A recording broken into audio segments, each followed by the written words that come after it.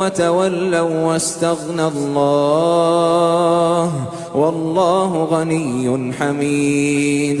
زعم الذين كفروا أن لن يبعثوا قل بلى وربي لتبعثن ثم لتنبؤن بما عملتم وذلك على الله يسير. فآمنوا بالله ورسوله والنور الذي أنزلنا والله بما تعملون خبير.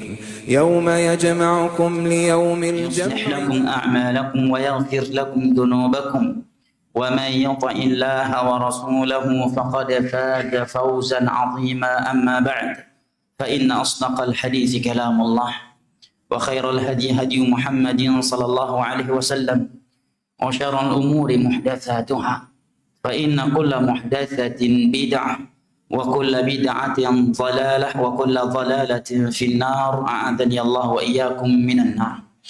أيها الإخوة الكرام والأخوات الكريمات yang ana cintai dan muliakan rahimani Allah wa iyyakum wa baraka fikum.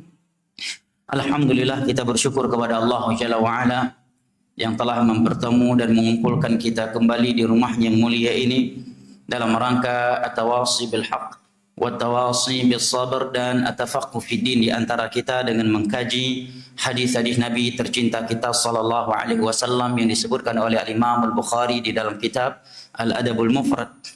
Mudah-mudahan kita semua termasuk dari orang-orang yang disabdakan oleh Nabi sallallahu alaihi wasallam di dalam hadis yang diriwayatkan oleh Imam Muslim dari Abu Hurairah radhiyallahu anhu, "Wa man salaka tariqan yaltamisu fihi ilma, sahalallahu lahu bihi tariqan ila al-jannah." Barang siapa yang menempuh sebuah perjalanan dalam rangka menuntut ilmu agama, niscaya Allah akan mudahkan baginya jalan menuju syurga. Wa man قوم في بيت من بيوت الله يتلون كتاب الله ويتدارسونه فيما بينهم إلا نزلت عليهم السكينة وغشيتهم الرحمة وحفتهم الملائكة وذكرهم الله في من عنده. Dan tidaklah ada sebagian manusia berkumpul di dalam rumah Allah dalam rangka mengkaji atau mempelajari agama Allah sesama mereka kecuali akan turun sakinah ilahi ke dalam dada-dada mereka, tercurahkan kepada mereka rahmat.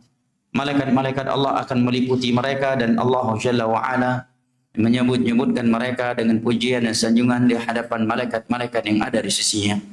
Ikhwanal kiram wa akhwati al-karimat, kita lanjutkan kembali insyaallah taala.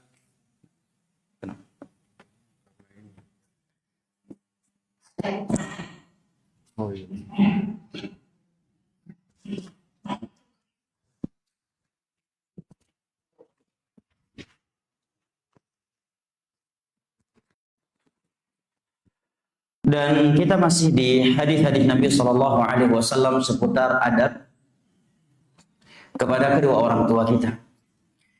Berikut ini kata Imam Al-Bukhari rahimallahu taala, haddatsana Abu Nuaim qala haddatsana Sufyan qala an Hisham bin Urwah qala an Abish, dari Hisham bin Urwah dari ayahnya yaitu Urwah. Beliau mengatakan tentang firman Allah Jalla wa Ala, "Wakhfid lahuma janaha dhulli minar rahmah." Dan rendahkanlah sayap kehinaanmu kepada kedua orang tuamu dari sifat rahmat. Maksudnya rendahkan dirimu di hadapan mereka. Al-Isra ayat 24. Di antara makna ayat ini kata Urwah adalah la tamtani' min syai'in ahad. Jangan engkau tinggalkan sesuatu yang mereka inginkan darimu, yang mereka sukai untuk engkau lakukan. Makna hadis ini adalah Urwah ingin menjelaskan kepada kita bahwa di antara bentuk perelastasian seorang anak terkait kedua orang tuanya terhadap firman Allah Jalla wa Ala dari surat Al-Isra ayat ke-24 ini, waqfid janahaka waqfid lahum janaha dzulli minar rahmah. Rendahkanlah dirimu kepada kedua orang tuamu sebagai bentuk rahmat. Di antaranya adalah la tamtani' min syai'in ahabbah. Jangan engkau tinggalkan sesuatu yang mereka sukai. Apalagi yang mereka sukai untuk kita adalah hal-hal yang bermanfaat untuk agama kita. Jangankan dalam hal agama, dalam perkara dunia sekalipun, jika kita mengetahui mereka menyukainya, maka seyogyanya kita merealisasikannya untuk mereka. Baik sesuatu yang mereka inginkan itu kembali manfaatnya kepada mereka ataukah kepada kita.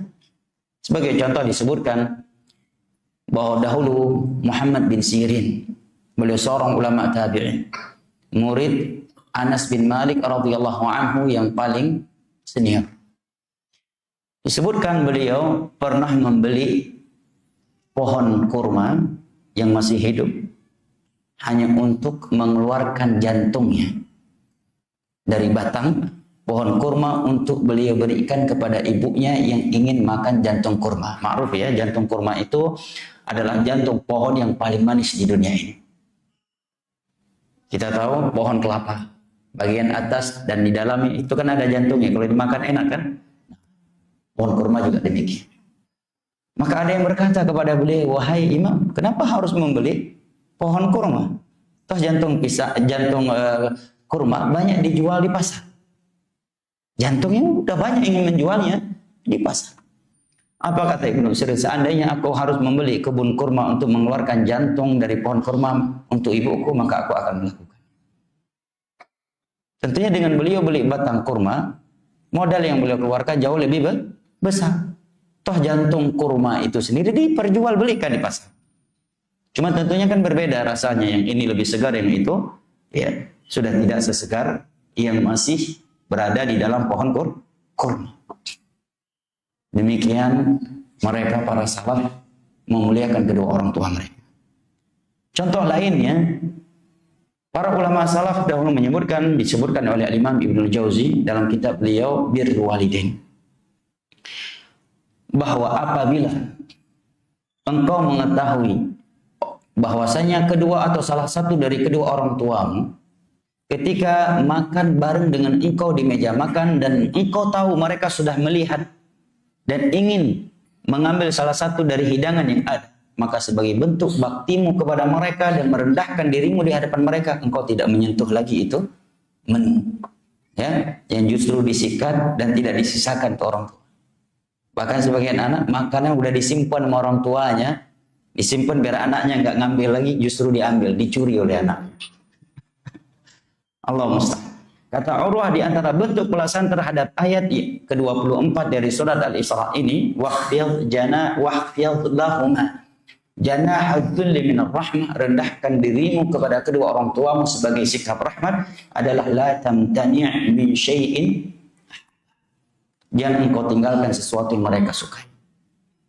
Dalam hal dunia sekalipun, selama yang mereka sukai tersebut tidak melanggar agama Allah Jalla wa'ala. Misalkan antum pinginnya beli Toyota, mobil Toyota. Antum tahu kedua orang tua antum sukanya merek Honda. Anak bukan sales Honda ya, jangan salah paham, sebagai contoh. Maka lebih baik antum beli Honda aja dah. Atau sebaliknya, antum pinginnya produk Honda, tapi kedua orang tua antum sukanya Toyota. Ya. Beli Toyota aja udah. Ini diantara bentuk pelaksanaan terhadap. Contoh lainnya apa jemaah? Antum mau menikah, seringnya yang laki-laki ini ya. Ada dua akhwat, kedua-duanya cukup dari sisi agamanya cukup, ya kan? Dari sisi kecantikan juga cukup, kriteria-kriteria yang cukup. Cuma orang tua kita lebih menyukai salah satu dari kedua itu. Jadi yang disukai oleh orang tua kita pun cukup, sisi agamanya untuk kita, sisi kecantikannya juga untuk kita cukup. Insya Allah keberkahan ada pada hal itu. Apalagi kita memilihnya dengan niat untuk membahagiakan orang tua. Tidak ada orang yang membahagiakan kedua orang tuanya kemudian Allah sengsarakan. Orang tua antum maunya Sunda, ya, di depan antum pengennya Jawa Tengah misalkan, ya, atau antum misalkan pengennya Papua. Sementara ibu antum maunya antum dapat istri Sunda. Kedua-duanya buat antum cukup, kecantikan dan kesolehannya juga cukup. Pilih yang diinginkan oleh orang tua selama tidak bertentangan dengan nilai-nilai agama. Nah, Apalagi yang disukai oleh orang tua kita itu adalah sesuatu yang memang sudah ada perintahnya di dalam agama. Orang tua kita, orang tua antum sukanya antum sholat 5 waktu berjamaah. Dan memerintahkan antum. Maka ketika kita tidak melakukannya, dosa kita dua sisi. Dosa meninggalkan sholat berjamaah dan dosa tidak taat kepada kedua orang tua. Jangankan diperintahkan, mereka, kita tahu mereka suka kita melakukan sesuatu, maka di antara bentuk bakti kita kepada mereka dan melakukannya. Nah, kita tahu orang tua kita ini suka diajak kulineran, atau diajak jalan-jalan, atau diajak bercerita, diajak ngobrol, atau hal-hal yang lainnya. Maka hendaknya kita lakukan sebagai bentuk pelaksanaan kita terhadap ayat ke-24 dari surat Al-Isra. Tetapi betapa banyak anak-anak kaum muslimin hari ini yang tidak peduli dengan hal yang seperti ini. Jangankan melaksanakan apa yang diinginkan oleh kedua orang tua mereka dan mereka tidak memerintahkannya, yang mereka perintahkan saja mereka tidak mau melakukan. Apalagi sesuatu yang mereka inginkan namun mereka belum memerintahkannya. Karena keumuman anak-anak kaum muslimin hari ini jauh dari pendidikan agama. Sebabnya banyak, diantaranya adalah orang tua mereka sendiri yang tidak mendekatkan anak-anak mereka dengan agama Allah. Ketika sudah ada masalah, anaknya udah hancur-hancuran, baru datang ke ustadz bawa anaknya untuk dinasihati. Hari ini kan begitu. Ketika anaknya normal-normal saja, nggak peduli dia anaknya ini nggak belajar fikih, nggak belajar akidah, nggak pernah ikut kajian, nggak sholat berjamaah.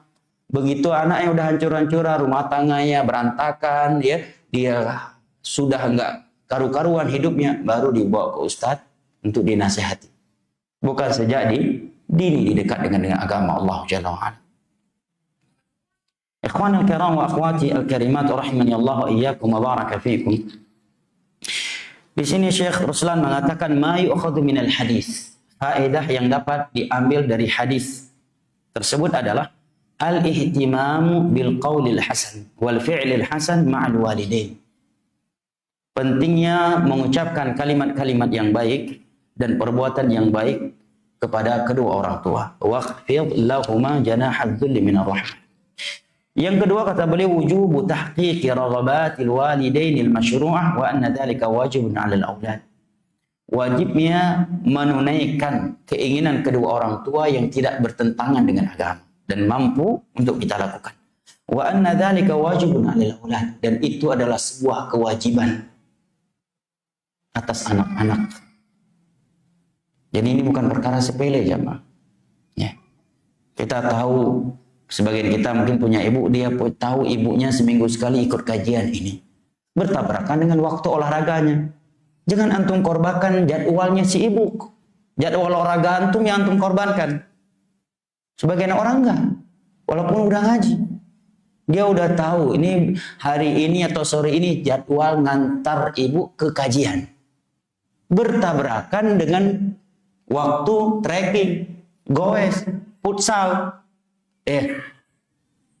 Antum korbankan jadwal futsalnya demi jadwal orang walaupun orang tua nggak nyuruh, walaupun orang tua bisa pesan taksi online, ya, ojek online, ya. Tetapi kita tahu orang tua kita maunya, senangnya kita yang mengantarnya. Jangan jadwal orang tua yang kita korbankan. Jadwal futsal kita yang kita korbankan. Jadwal trekking kita yang harus kita korbankan. Nah, bahkan sebagian sahabat telah kita lewati pada pertemuan yang lalu, jihadnya dibatalkan oleh Nabi, ya kan? Pada dia datang berangkat jihad, komandan jihadnya adalah Nabi SAW. Mengetahui dia punya ibu yang butuh kepada dia, Nabi katakan, irji' fa fihi ma fajahid, balik kamu, pulang kamu, gak usah berangkat jihad sama ini. Pulang kamu, berjihadlah dengan merawat ibumu. Jihad disuruh, tinggalkan oleh Nabi. Karena merawat ibu fardhu ain, sementara jihad yang dia inginkan saat itu mati fardhu kifayah. Apalagi hanya gara-gara futsal, jam. Kita korbankan jadwal ibu kita, jadwal ayah kita, pergi kajian, jadwal ngantar beliau ke pasar, ya. Atau karena touring, touringnya sama ustaz, walaupun sama ustaz, sama syekh sekalipun ente touring, bertabrakan dengan Imam Ahmad sekalipun ente touringnya. Berbenturan dengan jadwal ngantar ibu ke pasar, jadwal ngantar ayah ke kajian, batalkan itu touring. Walaupun pembina touringnya Imam Ahmad, Imam Syafi'i sekalipun, batalkan itu. Jihad dibatalkan oleh Rasulullah Sallallahu Alaihi Wasallam. Pulang kamu, berjihadlah dengan merawat kedua ibu. Ini prinsip agama, jemaah. Dan nanti kita akan menyesal setelah mereka telah tiada. Sangat banyak orang di dunia saat ini, ya khusus buat teman-teman dan adinda-adinda kami yang masih lengkap kedua orang tuanya. Jangan sia-siakan, sangat banyak jutaan manusia di dunia hari ini, saat ini, pada detik ini, mereka berangan-angan seandainya kedua orang tua mereka masih hidup dan bisa dihidupkan kembali, dia akan mencebokinya, akan memandikannya, memberikan pakaian untuknya, dia menyuapkan makanan, dia menyisir rambut ayahnya, ibunya. Dia akan menggendong kedua orang tuanya ketika tawaf, sa'i dan seterusnya. Tetapi itu semuanya sudah berakhir. Sudah tidak bisa kembali lagi. Makanya jamaah sekalian, masih punya kedua orang tua atau salah satu dari mereka, jangan sia-siakan. Jangan tunggu mereka telah tiada baru nanti berangan-angan. Seandainya ibuku masih hidup, aku akan memijatnya, akan menyisir rambutnya, akan menyuapkan nasi untuknya. Aku akan menggendongnya di depan Ka'bah ketika tawaf. Aku akan menggendongnya ketika sa'i. Ya. Aku tidak akan pernah meninggalkan sekarang nih, selagi masih ada. Karena sekali lagi jamaah dimulakan Allah, ribuan manusia saat ini, bahkan mungkin jutaan, yang sudah kehilangan kedua orang tua atau salah satu dari kedua orang tuanya. Mereka berangan-angan seandainya mereka masih hidup, maka dia akan melakukan ini dan itu untuk mereka. Tetapi mereka telah tiada. Maka teman-teman sekalian yang masih memiliki kedua pintu surga yang paling besar ini, jangan sia-siakan jemaah. Nah, kemudian ikhwan al-kiram wa akhwati al-karimat, kata beliau, min ma'anil bir at-tawqir wa ta'zim wa tawadhu' lil walidain. Termasuk berbentuk kebaikan, melakukan kebaikan kepada kedua orang tua adalah memuliakan mereka dan merendahkan diri kepada mereka. Makanya jamaah dimuliakan Allah, disebutkan oleh sebagian ulama salaf, kapan seorang ayah atau seorang ibu tidak berani melihat bola mata anaknya, tidak berani memarahinya, segan kepadanya, ketahuilah Anda anak durhaka. Apa yang kita lakukan sehingga orang tua bisa takut sama kita? Sikap apa yang kita tunjukkan kepada mereka sehingga mereka tidak berani melihat bola mata kita, tidak berani menegur kita? Kalau bukan karena kesombongan yang kita pertunjukkan kepada mereka. Allah katakan, waqfid lahuma janahadzil minar rahmah. Rendahkan dirimu kepada kedua orang tua. Di luar rumah, Anda boleh menjadi seorang dokter, seorang polisi, tentara, pengusaha hebat, seorang jenderal, profesor. Tetapi ketika di depan kedua orang tua, Anda tidak lebih dari seorang anak yang pernah membuat perutnya dibelah dan dijahit oleh dokter. Di depan kedua orang tua Anda tidak lebih dari seorang anak yang karena Anda rahimnya diobok-obok oleh ibu bidan. Di luar rumah Anda boleh seorang jenderal, seorang militer hebat, ditakuti, bengis, kejam. Pengusaha hebat, profesor, doktor. Ya. Berbagai titel Anda miliki.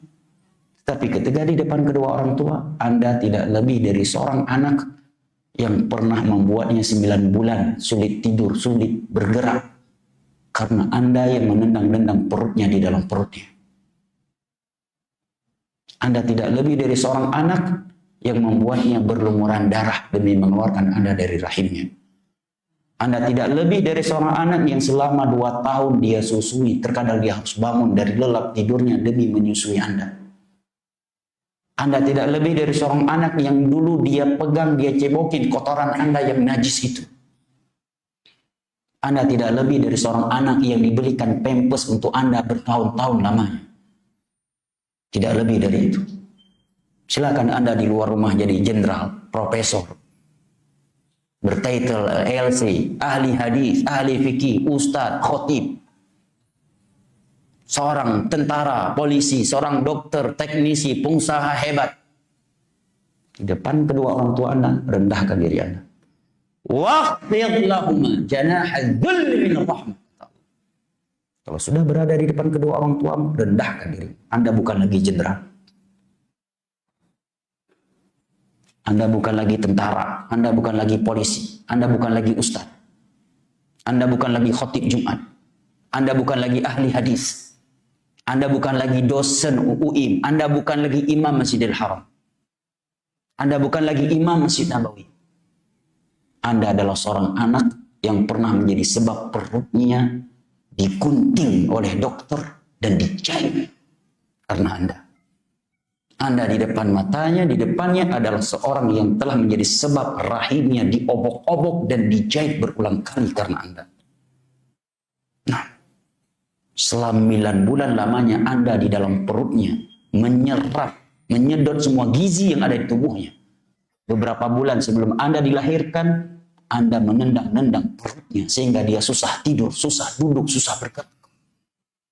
Kita tidak lebih dari itu semua ya jemaah. Ini hendaknya menjadi hal yang menancap di dalam qalbu kita terhadap kedua orang tua kita. Waqfid lahuma janahal dhulli minir rahmah. Rendahkan dirimu kepada kedua orang tua. Minar rahmah, sebagai bentuk rahmat. Karena ada sebagian anak-anak yang masih membawa pangkatnya di depan kedua orang tuanya. Pangkat Anda itu di depan selain kedua orang tua Anda.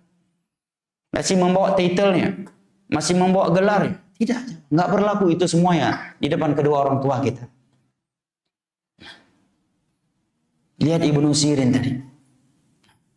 Bahkan sebagian ulama salaf ketika melihat kedua mata orang tuanya, melihat salah satu dari menu makanan yang ada di meja makan, dia tidak akan lagi menyentuh makanan itu. Walaupun orang tuanya tidak menyentuhnya. Sampai dia pastikan orang tuanya pergi dan tidak menginginkannya. Baru dia sentuh itu menu makanan. Kita ya terkadang lebih mengutamakan teman daripada orang tua. Lebih royal ke teman daripada kedua orang tua. Kalau orang tua pinjam duit, mulai kalkulasi kita keluar ya. Ilmu kali-kali kalkulasinya keluar. Ditanya kapan dikembalikan. Kalau bisa dibawa ke notaris, kalau bisa pakai kwitansi. Pada ayahnya cuma minjam 500.000. Harus ada kwitansi. Nah, harus ada materai.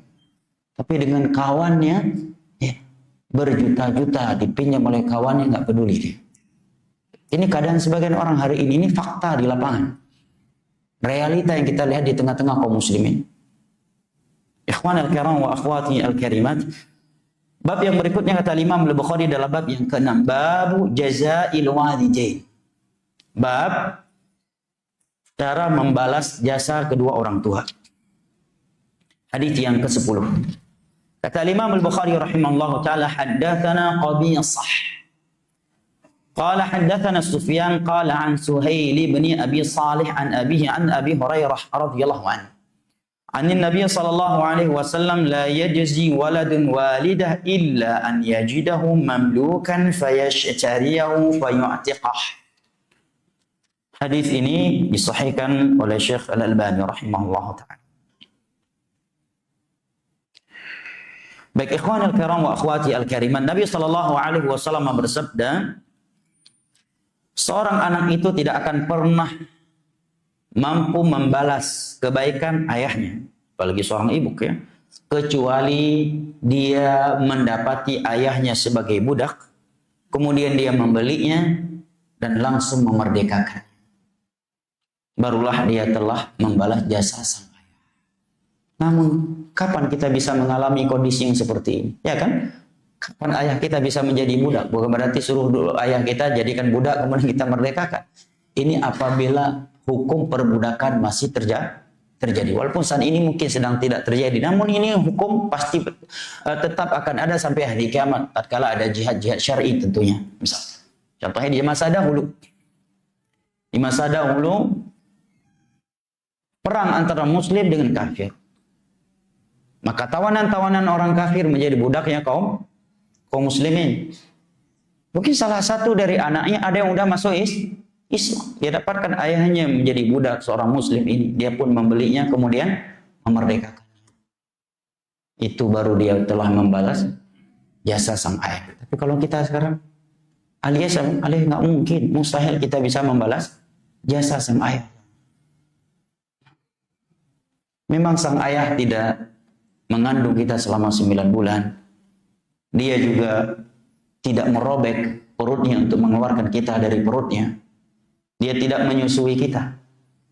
Tapi tak jarang dari sebagian ayah kita rela dicaci maki oleh kawan-kawannya di tempat kerjanya demi mampu membelikan beras untuk kita, mampu membelikan kebutuhan sekolah kita, agar kita bisa tetap sekolah. Sebagian mereka rela naik turun gunung untuk mencari nafkah buat anak istrinya. Bahkan sebagian mereka rela melakukan aksi-aksi yang berpotensi hilang nyawanya demi anak-anak mereka.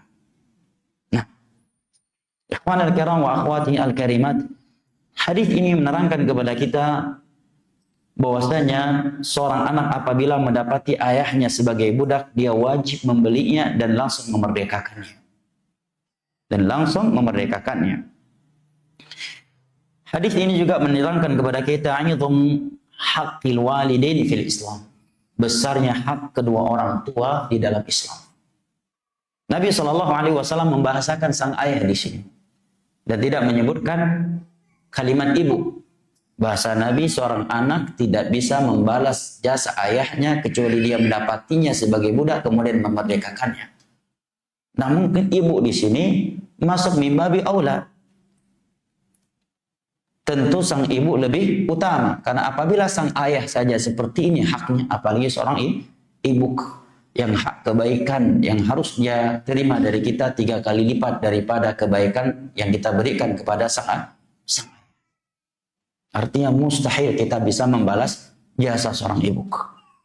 Oleh karenanya pada pertemuan yang lalu kita melewati pertanyaan sebuah athar di mana seseorang bertanya kepada Abdullah bin Umar atau Abdullah bin Abbas radhiyallahu anhuma, wa in zalamah, wahai Abdullah, apakah kita seorang anak tetap wajib berbakti, berbuat baik, membalas jasa kedua orang tua kita meskipun mereka pernah menzalimi kita?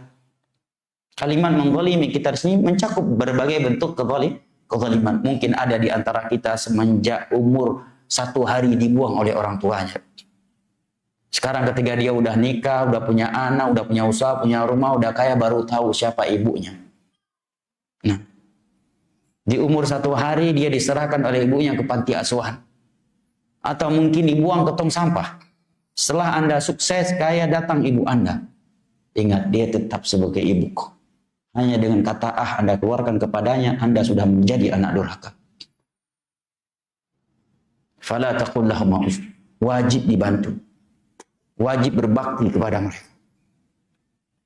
Jangan kita mengatakan sebagian anak, hari ini orang tua saya nggak punya jasa, Ustaz. Wong dari kecil saya dibesarkan oleh panti asuhan. Dari kecil saya dibesarkan oleh bibi, oleh paman, oleh kakak saya, oleh emas saya. Sekarang ketika saya udah sukses, baru mereka datang minta bantuan. Mereka nggak punya jasa. Ya akhi, Anda berada di dunia ini sebab jasa mereka. Kalau orang tua kita jahat, bisa saja di saat kita berada di dalam kandungan, ya dia gugurkan kita, ya kan? Atau begitu kita keluar dibuang ke laut agar mati. Kita sekarang berada di dunia ini sebab mereka. Berdarah-darah dia demi mengeluarkan kita dari rahimnya. Nah, dan itu sudah cukup sebagai bentuk kebaikan. Antara adapun dosa yang mereka lakukan terhadap kita, itu antara mereka dengan Allah. Kezaliman orang tua kepada anaknya bukan berarti membolehkan seorang anak untuk berbuat durhaka kepada kedua orang tuanya. Abdullah bin Abbas, wa in zalamah, walaupun kedua orang tuanya telah menzaliminya. Dan ini berat memang jemaah. Kita yang tidak merasakan itu mungkin ya tidak merasakan betapa beratnya bagi seorang anak mematahkan kesombongannya untuk berbakti kepada kedua orang tua yang pernah membuangnya di saat ia baru berumur 1 atau 2 hari. Itu luar biasa beratnya. Disitulah dia akan diuji oleh Allah. Tunduk kepada Allah dan Rasulnya di dalam hal ini ataukah tidak. Sulit jemaah. Kebayang gak jemaah? Dia umur baru 1 hari atau 2 hari ditinggalkan di IGD suatu rumah sakit. kemudian dia diambil oleh tenaga medis tempat atau orang lain, kemudian dirawat, dibesarkan, udah sukses, baru orang tuanya datang. Berat nggak tuh untuk bisa berbakti kepada mereka? Berat. Atau dia di umurnya masih 1 atau 2 hari, diletakkan di pintu gerbang suatu panti asuhan. Dia pun dibesarkan oleh panti asuhan tersebut sampai besar, sampai kaya, menjadi sukses, menjadi seorang pejabat. Kemudian orang tuanya datang dan dipastikan memang itu adalah orang tuanya. Minta dibantu, minta tinggal bersamanya. Berat banget itu untuk menerima keberadaan mereka, apalagi menerima mereka tinggal bersama kita. Makanya bahasa Allah tadi, patahkan sayap kamu. Kita harus mampu mematahkan kesombongan kita untuk bisa berbakti kepada mereka. Wa in zalamah, walaupun pernah menzalimi. Nah, Allahul musta'an. Ikhwanal kiram wa akhwati al-karimat rahimani Allah wa iyyakum wa baraka fikum. Hadis berikutnya kata Imam Al-Bukhari, haddatsana Adam. Qala haddatsana Syu'bah. Qala haddatsana Sa'id bin Abi Burdah. Annahu qala sami'tu abi yuhaddithu annahu shahida ibn Umar. ورجل يماني يطوف بالبيت حمل أمه وراء ظهره يقول إني لها بعيرها المذلل إن أذعرت ركابها لم أذعر. Ini athar yang luar biasa ya, dan kita tidak tahu adakah di dunia ini saat ini ada yang melakukan hal ini untuk orang tuanya. Imam Bukhari menyebutkan dari Abi Burdah. Beliau menyebutkan bahwa diri beliau pernah melihat Abdullah bin Umar di Ka'bah, dan saat itu ada seorang laki-laki dari Yaman.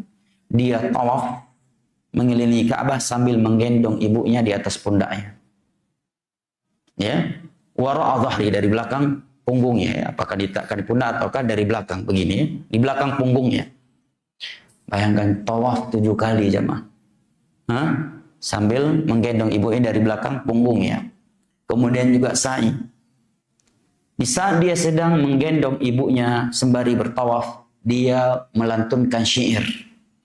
Bunyi syairnya, inilah ba'iruhal mudhallalu. Aku adalah tunggangan yang terhinakan, teruntukkan untuknya. Aku adalah tunggangan yang dihinakan, yang terhinakan, yang teruntukkan kepadanya. In udhirat rikabuha lam uz'am. Aku tidak akan pernah khawatir terhadap sikapnya terhadap diriku, dan aku tidak pernah mengeluh atas apa yang aku rasakan di saat dia berada di atas punggungku. Ini kinayah ya. Kinayah betapa taatnya dia kepada ibunya, betapa dia berbakti kepada ibunya, dan betapa dia tidak berkeluh kesah. Meskipun ibunya berada di atas punggungnya selama tawaf 7 kali di Ka'bah dan sa'i 7 kali antara Safa dan Marwah. Kita jangankan menggendong jamaah, hanya seminggu sebagian anak orang tuanya ada bersamanya udah berkeluh kesah. Aduh, selama ada ibu di rumah nggak bisa pergi ke sana kemari. Walaupun benar demikian, nggak usah ente keluarkan itu ucapan. Udah diam aja ente. Apa gunanya mengeluarkan bahasa yang seperti itu? Ya kan? Mesti alhamdulillah, afwan akhi. Alhamdulillah, selama ada ibu, anak belum bisa gabung sama kalian. Alhamdulillah, saya sedang fokus. Jangan, aduh, mohon maaf ya. Ini selama ada ibu nggak bisa kemana-mana. Itu kan bahasa yang umum keluarnya kan? Dari mulut sebagian orang hari ini, umum. Seakan-akan itu bahasa yang etis. Mestinya mohon teman-teman, anak alhamdulillah, selama seminggu alhamdulillah nggak bisa keluar kemana-mana karena bisa merawat sang ibu yang sedang ke rumah kami. Alhamdulillah ya, selama sebulan ini saya fokus di rumah, nggak kemana-mana karena merawat ayah saya. Next time lah ya saya gabung sama kalian. Mesti kan bahasa seperti itu. Menunjukkan apa? Bahasa-bahasa yang seperti itu menjadi normal hari ini di tengah-tengah masyarakat kita. Normal. Tapi ini seorang ulama tabi'in dari Yaman menggendong ibunya, tawaf dia gendong ibunya, kemudian sa'i dia gendong ibunya, kemudian sambil melantunkan syair, aku adalah tunggangan yang terhinakan untuknya. yang diperuntukkan untuknya. Aku tidak akan pernah berkeluh kesah karenanya, dan aku tidak pernah khawatir terhadap sikapnya kepadaku. Nah, apa yang perlu kita khawatirkan dengan keberadaan orang tua kita, jam? Sebagian anak khawatir kalau orang tuanya bersamanya nanti, kalau orang tuanya ya terlalu dimanja nanti begini, nanti ekonomi dan sebagainya. Allah musta'an. Nah, ikhwan al-kiram wa akhwati al-karimah, setelah orang ini selesai tawaf dan sa'i sambil menggendong ibunya, dia mendatangi Abdullah bin Umar. Kemudian mengatakan, aturani jazaituha. Wahai Abdullah bin Umar, apakah menurut kamu aku sudah membalas jasa ibuku ini dengan dia gendong ibunya? Dalam sebuah riwayat disebutkan dari Irak, tawaf dia gendong, sa'i juga dia gendong. Apakah dengan ini menurut Anda saya telah membalas jasa ibu saya, wahai Abdullah bin Umar, tanyanya. Maka Abdullah bin Umar menjawab, la wala bizafratin wahidah. Tidak. Bahkan satu nafas yang dia hembus ketika mengeluarkan engkau dari rahimnya, itu belum terbalas dengan ini semuanya. Nah, jamaah yang dimulakan Allah, rasa sakit yang dirasakan oleh ibunda kita ketika melahirkan kita itu bukan sekedar di saat kita dilahirkan. 9 bulan lamanya sebelum itu sudah kita siksa dia. Nah, apalagi di saat menjelang persalinan haid, itu jauh lebih menyakitkan ketimbang di saat kita sedang dikeluarkan dari rahimnya. Menjelang kita dilahirkan, dikeluarkan dari rahimnya itu lebih menyakitkan ketimbang di saat kita dikeluarkan. Kebayang nggak bagaimana berarti rasa sakitnya? Makanya jamaah dimulakan Allah, kalau ada seorang anak udah nikah dan menyaksikan bagaimana istrinya mempertaruhkan nyawanya ketika mengeluarkan anaknya, dia juga belum bisa berbakti kepada kedua orang tuanya, hatinya tidak langsung luluh mengingat orang tuanya, berarti benar-benar keras hatinya. Benar-benar hatinya itu lebih beku daripada batu. Padahal dia sudah menyaksikan bagaimana istrinya berdarah-darah mengeluarkan anak dari rahimnya. Tapi sama sekali hatinya tidak luluh mengingat jasa sang ibuku. Tapi keumuman orang kalau udah menikah sudah mulai ya luluh ya. Walaupun masih ada yang durhaka tetapi tidak sekeras sebelumnya karena dia sudah menyaksikan bagaimana seorang istri ketika melahirkan seorang anak. Bagaimana rasa beratnya. Nah, maka kata Abdullah bin Umar, jangankan seluruh jasanya, satu nafas yang dia hembus ketika melahirkan engkau itu belum terbalas dengan semua ini. Allahu Akbar. Kemudian kata Abu Bardah, "Tsumma tafa ibnu Umar fa atal maqam fa shalla rak'atayn tsumma qala ya ibna Abi Musa inna kulla rak'atayn tukaffirani ma amamahuma." Kemudian setelah itu, setelah Abdullah bin Umar tawaf, beliau pun mendatangi makam tempat Nabi Ibrahim berdiri. Makam Arab ini ya, bukan makam Konoha. Kalau dalam bahasa Konoha, makom itu kuburan. Makom di dalam bahasa Arab artinya tempat berdiri. Kemudian beliau mendatangi makom karena di masa itu kan nggak sekrodit zaman sekarang. Beliau pun sholat 2 rakaat sunnah tawaf. Ya, 2 rakaat setelah tawaf ini dianjurkan, baik tawaf yang kita lakukan tawaf umroh ataukah tawaf sunnah. Setelah selesai sholat 2 rakaat, Abdullah bin Umar berkata kepadaku, kata Abu Burdah, wahai anaknya Abu Musa, karena ayahnya Abu Burdah adalah Abu Musa al-Asy'ari radhiyallahu anhu, sesungguhnya setiap 2 rakaat sholat yang kita lakukan ini akan menghapuskan dosa-dosa yang akan datang.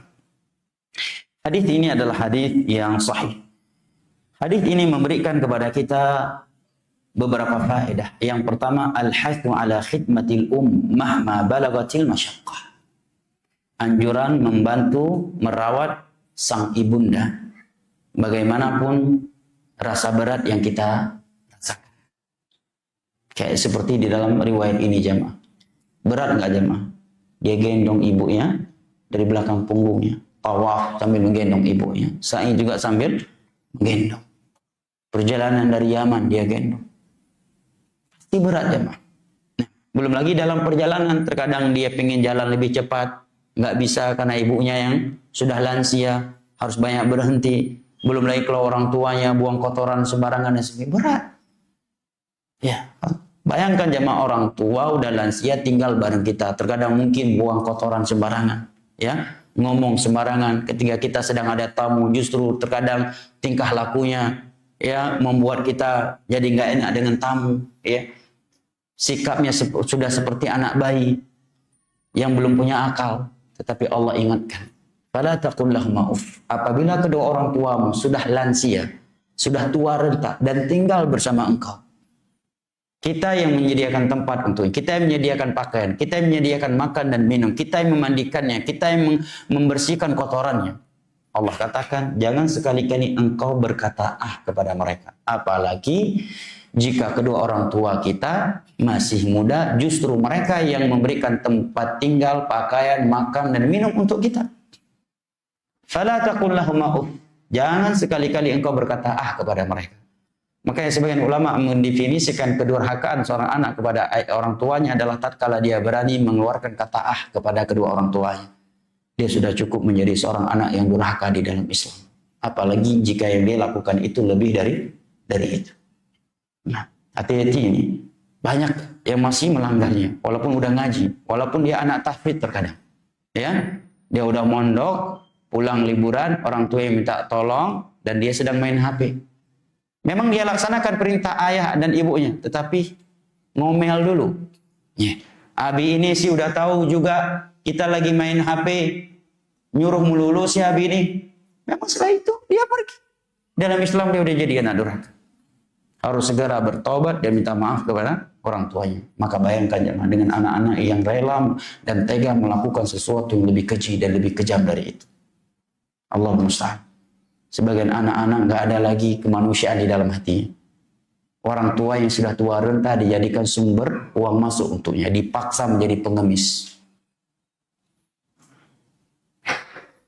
Diletakkan dia di lampu-lampu merah. Kalau nggak mau dipukul. Setelah dia mengumpulkan uang dirampas oleh mereka. Nah, ini buah dari jauhnya mereka dari pendidikan agama ketika mereka dulu masih kecil. Nah, kalau semenjak kecil mereka dididik dengan Al-Quran dan As-Sunnah, seburuk-buruknya dia, insya Allah nggak akan sekejam itu. Insya Allah tidak akan sedurhaka itu kepada kedua orang tuanya. Ikhwanil kiram wa akhwati al-karimat. Pada pertemuan yang lalu kita telah mengetahui bahwa hak seorang ibu dalam menerima kebaikan dari anaknya itu 3 kali lipat hak seorang ayah. Maka hendaknya ini menjadi bahan renungan buat kita. Dan terkhusus bagi teman-teman yang masih punya ibu. Jangan sia-siakan. Jangan justru setelah Anda atau anti menikah, beban sang ibu semakin berat. Ya ibu-ibu ya, yang punya anak anti, tapi yang gendong neneknya. Allah musta'an, jangan. Ya, ibunya dibawa umroh senang, ibu, masya Allah bisa umroh nih. Rupanya dibawa umroh supaya bisa menjaga anaknya. Allah musta'an. Si banyak nggak nih? Sebagainya udah ngaji, masih seperti ini. Di pesawat dia tidur ngorok, ibunya nggak bisa tidur sepanjang penerbangan umroh. Kenapa? Gendong anaknya. Ya keliling sana keliling sini dalam pesawat supaya cucunya nggak nangis. Ibunya yang anak kandung ngorok sama ayah dalam pesawat. Ini banyak Anda lihat seperti ini. Nah, bawa ibu umroh supaya bisa menjaga anaknya. Allah musta'an. Dia di sana dia bisa lebih bebas tawaf di Tower Zamzam. Karena tawaf di Tower Zamzam tidak terbatasi 7 kali. Boleh lebih, boleh kurang. Selama real masih banyak. Iya. Allah musta'an. Banyak sepertinya udah ngaji jamaah. Memang bawa ibunya umroh, tapi tujuan untuk meringankan beban anak pada mereka. Ya. Sehingga anaknya lebih sering sama neneknya daripada sama dia. Mestinya umroh dalam momen ibunya bisa menikmati kemerdekaan dari anak cucunya untuk beribadah kepada Allah Jalla wa'ala. Ini kecil, kita kecil dirawat oleh dia. Ya, kemudian ketika kita udah nikah, punya anak kita juga kita minta dia lagi merawatnya. Nah, bahkan sebagian orang pergi jalan-jalan touring, anaknya ditinggalin ke orang tuanya. Allah musta'an. Ya. Kecuali perginya mungkin haji, Ini lain cerita ya. Ya, lain cerita. Ini terkadang hanya untuk jalan-jalan bareng dengan istrinya yang tidak darurat. Kemudian anaknya ditinggalkan biar orang tuanya. Kalau orang tuanya meminta mungkin lain. Tapi kalau kita yang meminta, orang tua pasti nggak nolak. Boleh nggak Bu kami keluar, nggak lama kok, cuma 2 hari. Ya anak-anak tinggal sama ibu. Nggak mungkin sang ibu mengatakan jangan, ya kan? Nggak mungkin dia akan mengatakan jangan. Dan kalau 1-2 hari pasti berat. Kecuali 1 jam kita tinggalkan, mungkin senang. Tapi kalau itu sudah menjadi kebiasaan, betapa banyak hari ini anak-anak ketika dia udah jadi sukses, udah jadi wanita karir, ibunya dari kampung dipanggil ke Jakarta menjadi pembantu dia. Menjadi pembantu anaknya, menjadi pembantu suaminya. Bukan menjadi ratunya. Ya kan? Mestinya ibu yang datang dari kampung dia jadikan sebagai sang ratu di dalam rumahnya. Kalau bisa kukunya dia yang memotongnya. Dia yang memandikannya, dia yang menyisir rambutnya. Dia menyediakan makanan. Ini udah capek-capek datang dari kampung ke Jakarta, ke Bogor dan semisal.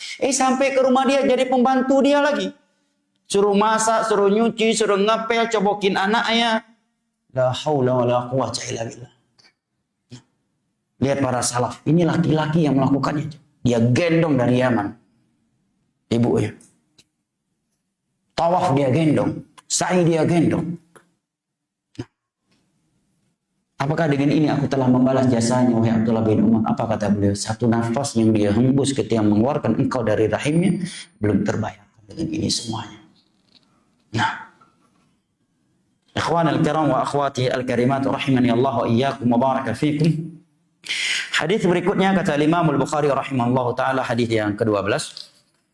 Haddatsana Abdullah bin Salih qala haddatsani al-Laits قال حدثني خالد بن يزيد قال عن سعيد بن أبي هلال عن أبي حازم عن أبي هريرة أو عن أبي مرة مولى عقيل أن أبا هريرة كان يستخلفه مروان وكان يكون بذي الحليفة فكانت أمه في بيت وهو في آخر قال فإذا أراد أن يخرج وقف على بابها فقال السلام عليك يا أمتاه ورحمة الله وبركاته فتقول عليك السلام يا بني ورحمة الله وبركاته فيقول رحمك الله كما ربيتني صغيرا فتقول رحمك الله كما بررتني كبيرا ثم إذا أراد أن يدخل صنع مثله.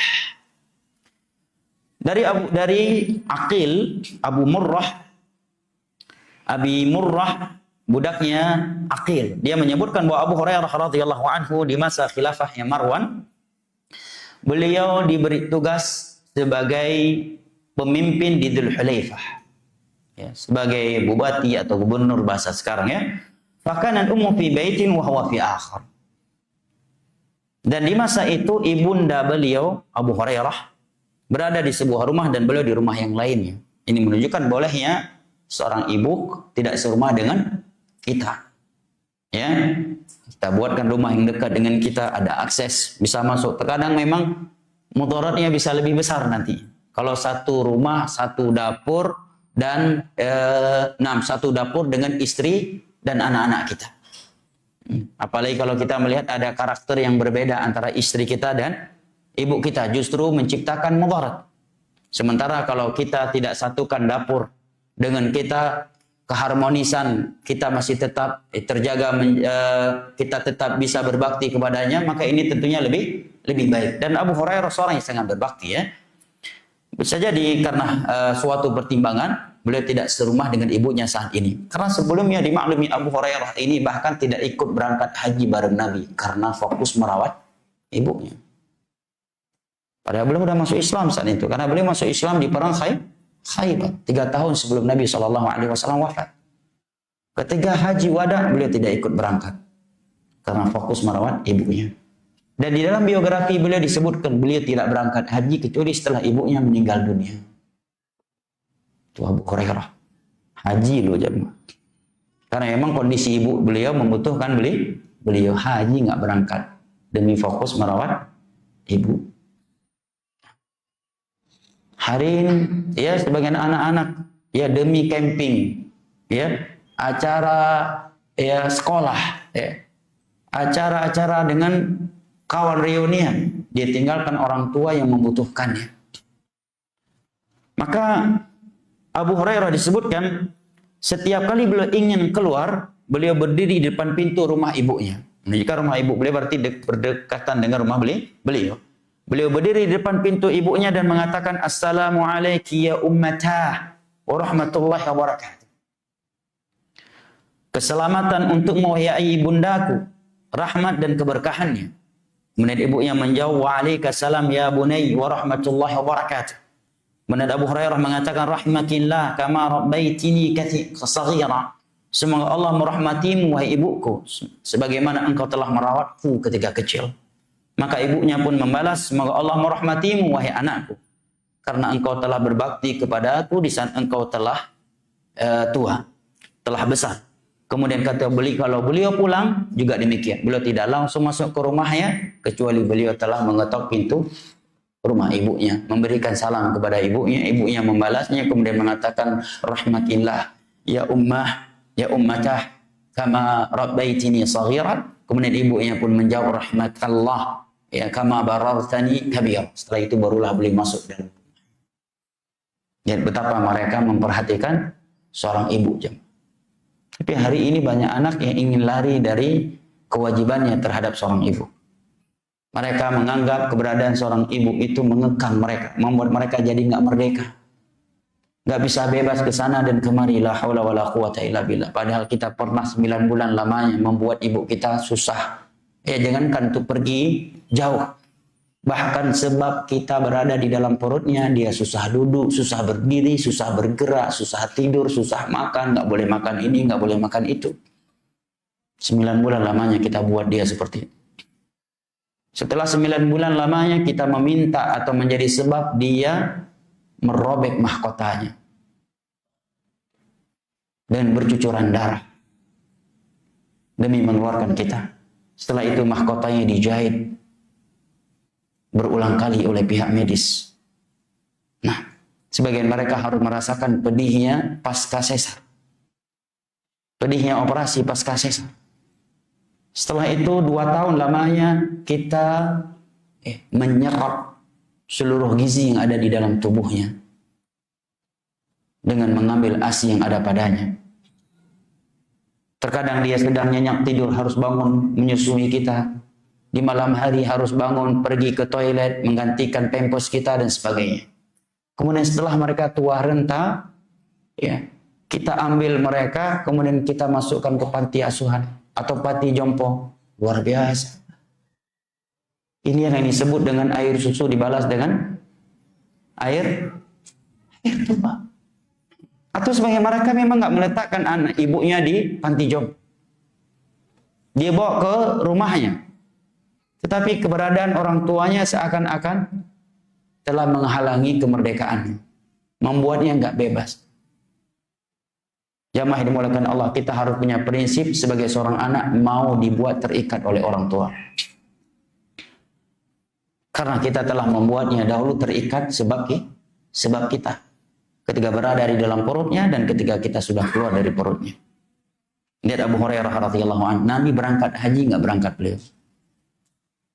Karena merawat ibunya. Siapa yang nggak mau Nabi langsung pembimbing hajinya. 9 hari 9 malam perjalanan yang ditempuh oleh Nabi dan kaum muslimin dari Madinah ke Mekah saja. Oke, kalau Abu Hurairah memberikan biaya perawatan ibunya kepada orang lain untuk berangkat haji bisa aja. Nah, Allahu Akbar. Setelah Nabi wafat, Nabi Abu Hurairah juga nggak berangkat haji. Kapan beliau mau berangkat haji? Setelah ibunya meninggal dunia, barulah beliau berangkat haji. Uwais Al-Qarni udah hidup di masa Nabi SAW.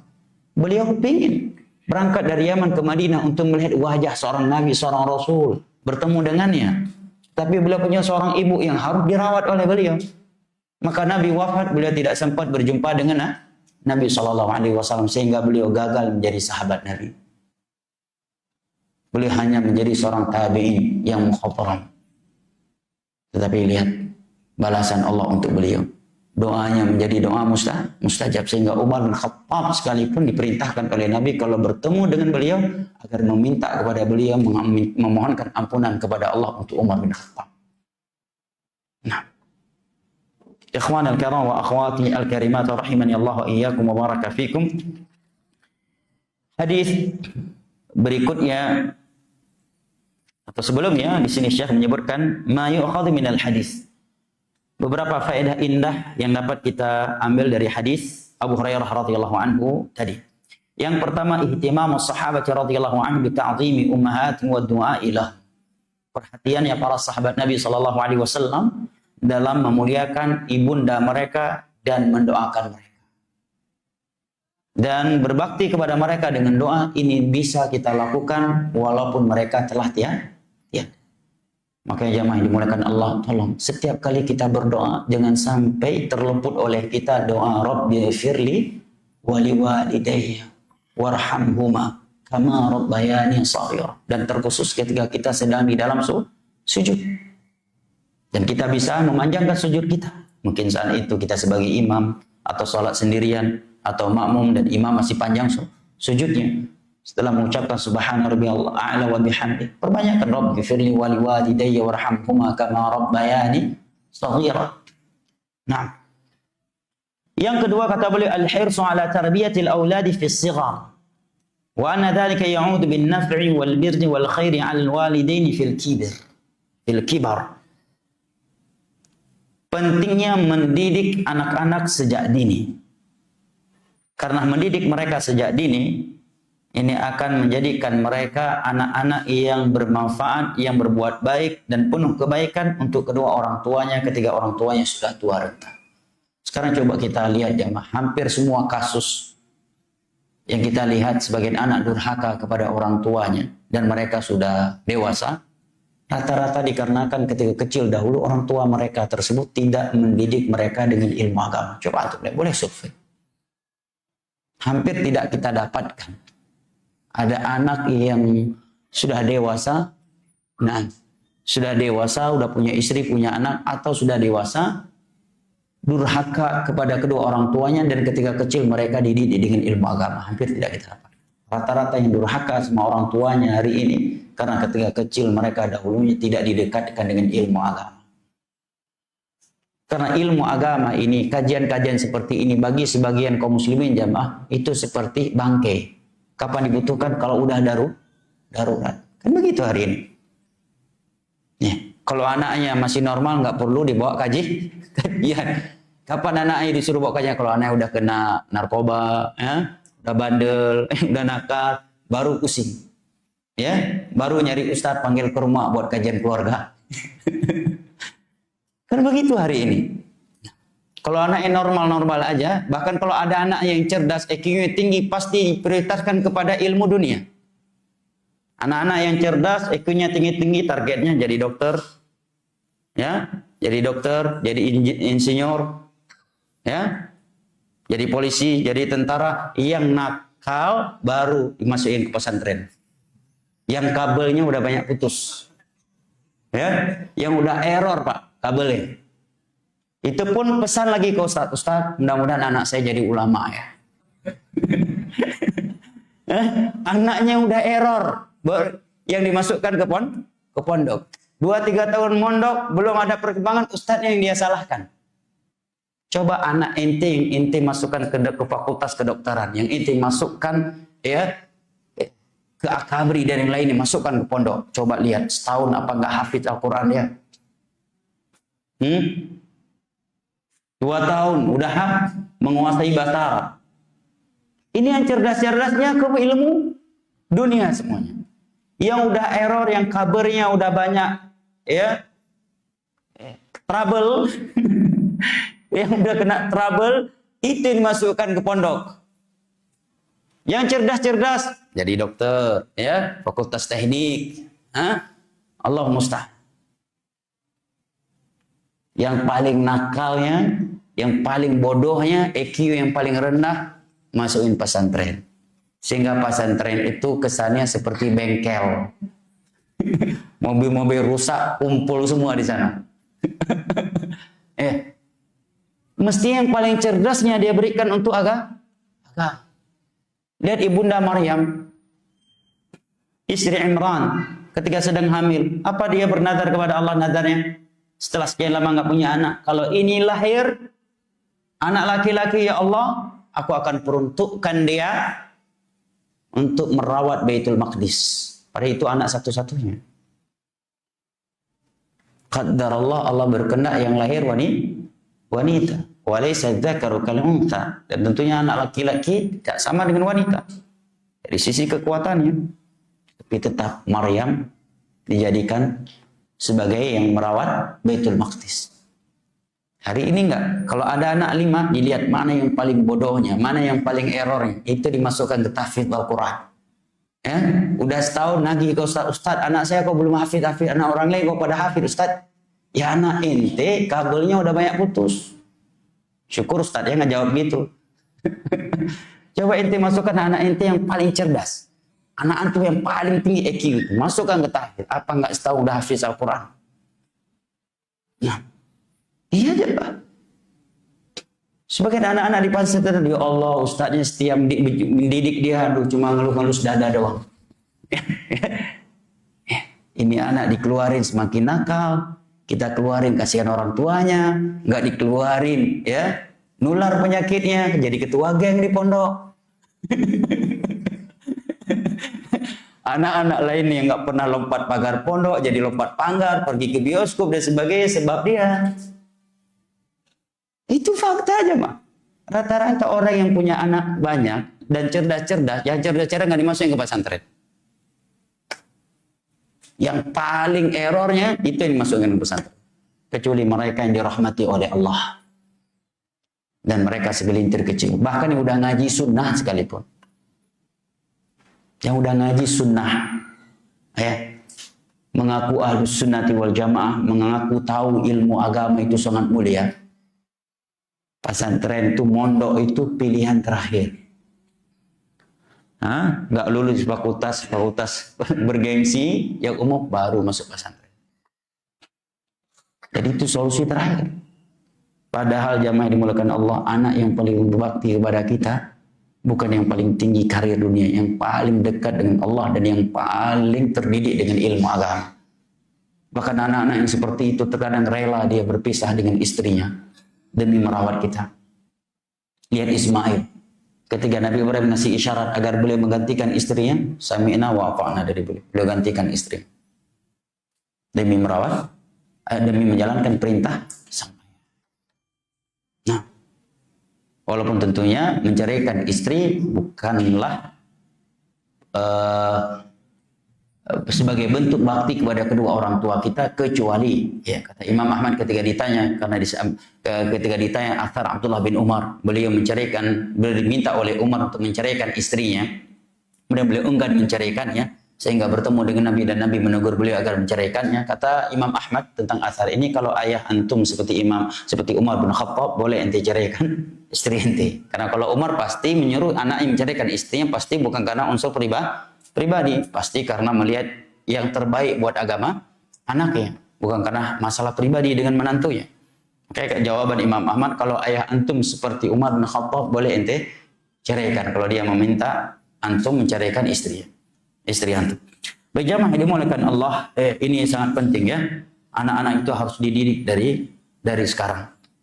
Jangan ketika mereka sudah dewasa kita baru mulai mendidik mereka.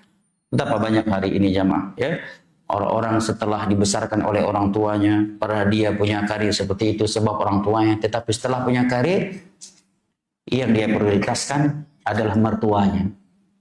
Setelah dia punya karir, punya uang, punya jabatan, ya mertuanya lebih dia utamakan daripada kedua orang tuanya. Nah, mertua kita harus berbakti kepada mereka. Kita berbuat baik kepada mereka, bagaimana tidak? Teman saja yang ngasih uang mungkin 100 juta kepada kita, kita akan selalu setia dengannya, apalagi mertua ya kan, yang mengasihkan darah dagingnya kepada kita. Tetapi hak mereka tidak setinggi hak kedua orang tua kita. Sebagaimana istri kita, hak kedua orang tua dia lebih tinggi daripada hak kedua orang tua kita. Dia nggak wajib berbakti kepada kedua orang tua suaminya, tetapi dia tetap wajib berbakti kepada kedua orang tua kandungnya.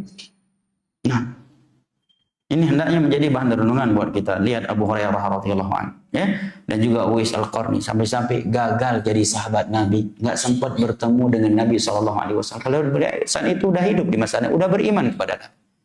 Yang lain ya sempat pergi ke Madinah jumpa dengan Nabi, beliau nggak sempat karena merawat ibunya. Nah, ikhwanul kiram wa akhwati al-karimat rahimani Allah wa iyyakum wa baraka fikum. Kiranya ini yang dapat kita kaji pada kesempatan kali ini. Lebih dan kurangnya anak mohon maaf karena Ramadan yang sudah berada di hadapan kita. Mungkin ya kajian ini kita lanjutkan kembali setelah Idul Fitri atau antara Idul Fitri dan Idul Adha atau setelah Idul Adha. Wallahu taala alam bisawab. Mudah-mudahan kita menjadi anak-anak yang selalu berbakti kepada kedua orang tua kita, baik mereka yang masih hidup ataukah mereka yang telah meninggal dunia. Dan mudah-mudahan orang-orang tua kita yang telah diwafatkan oleh Allah Jalla wa'ala dilapangkan kuburannya, dirahmati oleh Allah dan selamatkan dari azab di alam barzah, dan serta kembali dipertemukan dengan kita di dalam surganya pada hari kiamat kelak. Amin ya rabbal alamin. Jika waktu masih tersisa dan ada hal yang ingin disampaikan, maka saya persilahkan dengan segala hormat. Barakallahu fiik. Naam, tafadhal barakallahu fiik. Waalaikumsalam warahmatullahi wabarakatuh. Saya anak orang tua dari 3 putri. Nah, Selama ini saya selalu kita sebagai putra. Bagaimana bagi seorang putri sebagai melihat, karena kan keluarga mereka adalah suaminya. baik, masya Allah. Barakallahu fiik, jazakallahu khairan. Ya penting ya. Bagaimana seorang wanita bisa berbakti kepada kedua orang tuanya sementara dia sudah menjadi istri bagi suaminya. Dan surga seorang istri adalah suaminya. Benar, surga seorang istri adalah suaminya. Tetapi kedua orang tuanya lebih besar lagi. Benar, ya, bahwa seorang istri harus lebih taat kepada suaminya daripada ibunya. Namun bukan berarti dia boleh durhaka dan tidak berbakti kepada mereka. Nah, karena hukum berbakti kepada kedua orang tua itu wajib, walaupun dia seorang anak udah menjadi istri, ya bagi seorang lelaki, bahkan orang tua yang udah meninggal dunia sekalipun, berbakti tetap wajib. Maka yang kita kaum suami jamaah, ini nasihat dari lubuk hati yang paling dalam. Ya, ini stigma yang Anda lihat harus diluruskan dari sebagian teman-teman ya. Seakan kalau udah ngaji sunnah itu istri udah nggak punya kesempatan lagi berbakti kepada kedua orang tua. Seringkali sebagian suami itu hanya fokus kepada hadis, ingat ya, hadis Nabi. Seandainya aku perintahkan seorang wanita sujud kepada seorang makhluk, maka aku akan perintahkan dia sujud kepada suaminya. Benar. Apabila ada perintah dari orang tuanya dan ada suami dan berbenturan tidak bisa dipertemukan dan kedua-duanya tidak melanggar agama Allah, dia harus mengutamakan perintah suami. Namun bukan berarti kita suami nggak peka kepada istri kita agar dia bisa berbakti kepada ibunya, kepada ayahnya.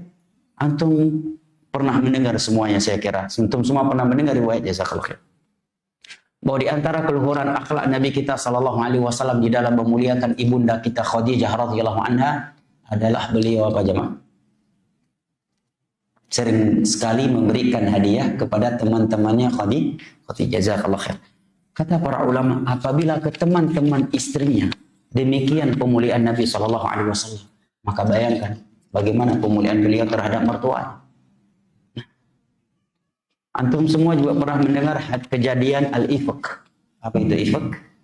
Fitnah keji yang diutarakan kepada ibunda kita Aisyah dan Safwan bin Mu'attal radhiyallahu anhuma, bahwa mereka berdua berzina, dan yang menciptakan fitnah itu adalah tokohnya orang munafik Abdullah ibn Abi Salul. 30 hari 30 malam wahyu tidak turun membenarkan atau mendustakan tuduhan itu, sehingga Nabi SAW bermusyawarah dengan Ali. Beliau pertahankan Aisyah atau beliau ceraikan. Kemudian beliau memanggil Barirah, budaknya Aisyah, menginterogasinya, adakah hal-hal yang aneh belakangan ini dari Aisyah. Tetapi lihat, ketika Aisyah minta izin kepada Nabi sedang tegang, minta izin untuk kembali ke rumah orang tuanya untuk mengetahui apa yang sedang terjadi di luar, Nabi izinkan, padahal kondisi sedang tegang. Maka kita kaum suami jemaah, apalagi teman-teman yang sudah meminta istrinya resign dari pekerjaannya, yang sebelumnya istrinya punya gaji, ya, dengan gaji tersebut dia bisa mengirimkannya kepada kedua orang tuanya, kepada adik-adiknya. Nah, kita sebagai kaum suami harus peka. Kita harus bisa menjadi sebab istri kita ya bisa mengirim bantuan untuk orang tuanya, untuk adik-adiknya sesuai dengan kemampuan kita tentunya. Apabila kebutuhan pokok kita untuk istri dan anak-anak kita serta kedua orang kita tercukupi. Karena ada sebagian orang kurang peka untuk hal yang seperti itu. Nah, wallahu ta'ala a'lam bishawab wal ilmu inallah.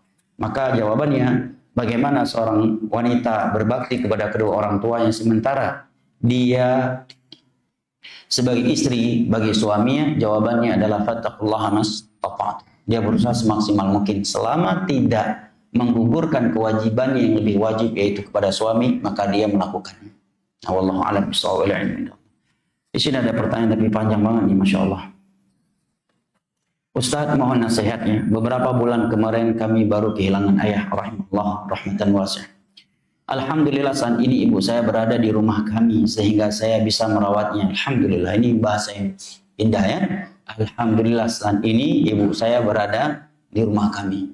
Tapi kalau udah keluar bahasa qadarullah wa masya'a fa'al, ibu saya berada di ini udah nggak bener nih. Kalau ini bahasanya bagus ya. Tapi kalau ada bahasa qadarullah wa masya'a fa'al, alhamdulillah ala kulli hal, ini udah nggak bener.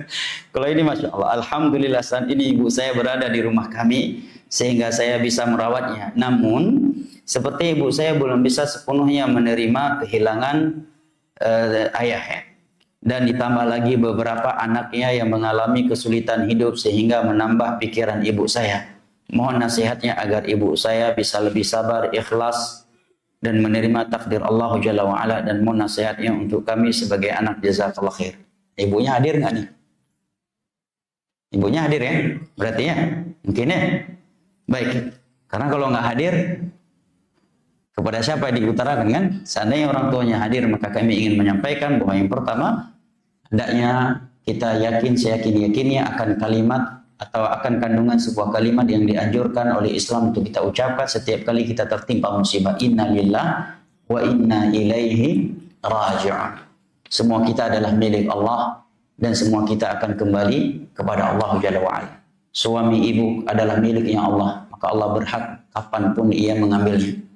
Nah, demikian juga Ummu Salamah radhiyallahu anha sangat kehilangan Abu Salamah. Ya. Tetapi tidak membuat beliau selalu berada di dalam keterpurukan. Dan bayangkan bagaimana keadaan hati istri-istri Nabi Shallallahu Alaihi Wasallam tatkala suami mereka meninggal dunia.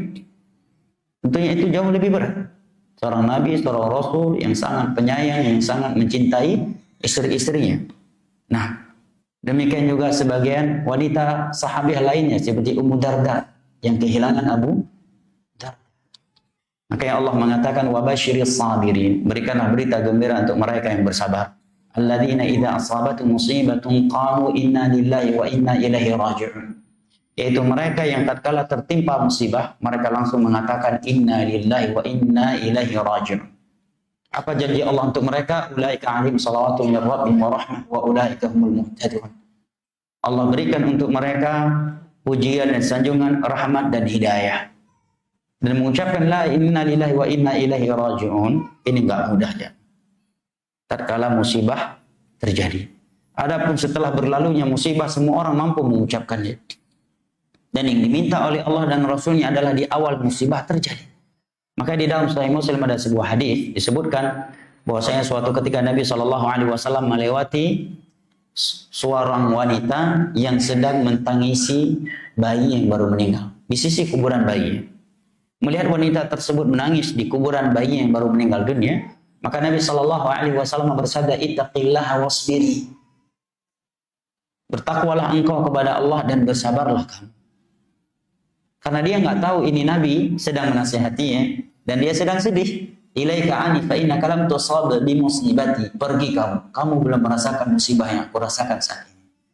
Setelah diberitahukan bahwa yang menegurnya tadi adalah Nabi Shallallahu Alaihi Wasallam, dia pun langsung pergi ke rumah Nabi Shallallahu Alaihi Wasallam. falam tajid 'indahu bawabin, dan dia tidak mendapatkan ada pengawal di depan rumah Nabi sallallahu alaihi wasallam saat itu. Kemudian Nabi keluar dan dia minta maaf.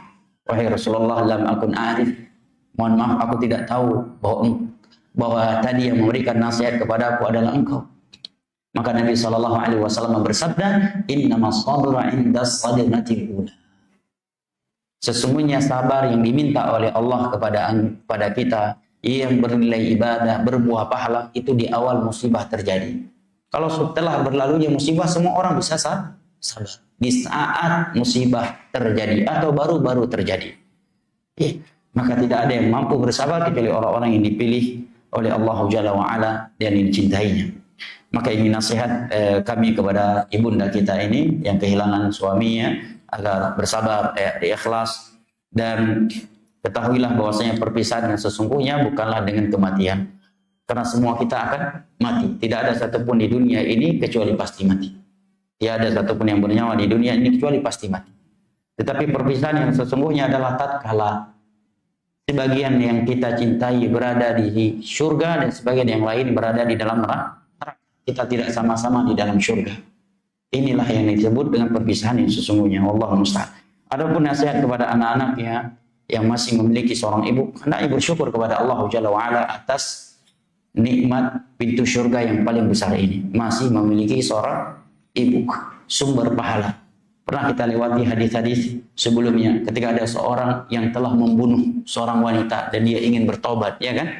Dia bertanya kepada Abdullah bin Abbas atau Abdullah bin Umar, bagaimana cara aku bertobat? Maka Abdullah bin Umar atau Abdullah bin Abbas bertanya kepadanya, apakah kamu masih punya ibu? Ya, kalau kamu masih punya ibu, maka berbaktilah kepadanya. Kemudian atau Waqi' atau Taus ya bertanya kepada beliau, kenapa engkau menanyakan dia masih punya ibu ataukah tidak? Ketika dia bertanya bagaimana cara bertobat atas dosa telah membunuh. Karena kata Abdullah bin Abbas atau Abdullah bin Umar, aku tidak melihat ada pahala yang lebih besar kepada seorang anak selain daripada berbaktinya dia kepada ibunya. Itu wallahi nikmat yang luar biasa ya, masih punya ibu itu nikmat luar biasa. Nah, baik, di sini ada pertanyaan, saya pernah bertengkar hebat dengan suami saya. Karena ibu saya selalu meminta uang untuk membayar utang ribanya, bahkan sampai menyuruh saya mencuri uang suami saya. Allahu musta'an. Dan